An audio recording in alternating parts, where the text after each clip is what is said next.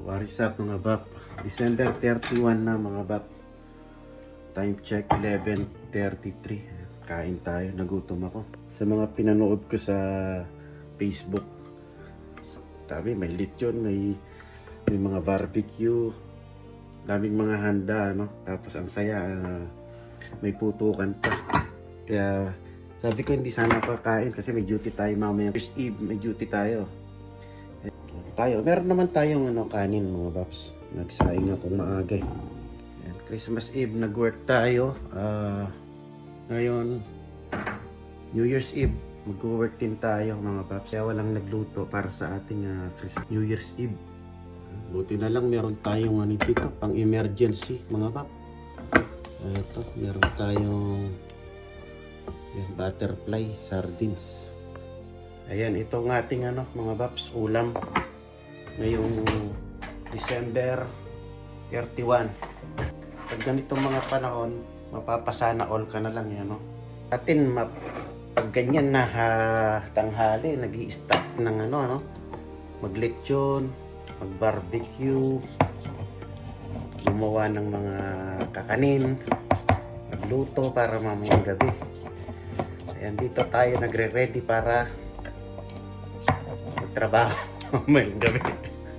Ayan, ang realidad mga paps. Mapapasana all ka na lang, Yung aking sardinas, hindi pa branded. Butterfly. Hindi pa ligo, kaya 555 man lang, Lalagyan natin ng konting asin. O isang kapatak ng kalamansi. Kain tayo, mga paps. Mga paps, Happy New Year sa atin. Kain tayo.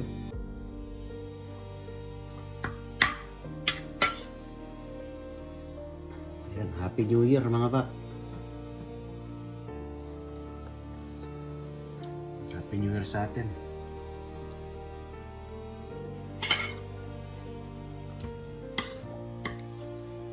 Kain tayo.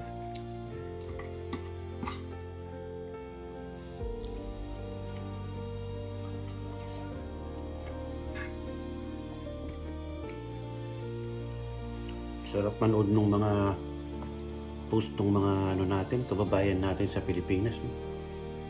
May mga lechon, may mga kakanin, spaghetti, daming fireworks, may mga karaoke, kantahan, maingay, masaya. Dito ikaw mag-isa, trabaho yung kasama mo. Pagdating nila, ikaw naman magtatrabaho.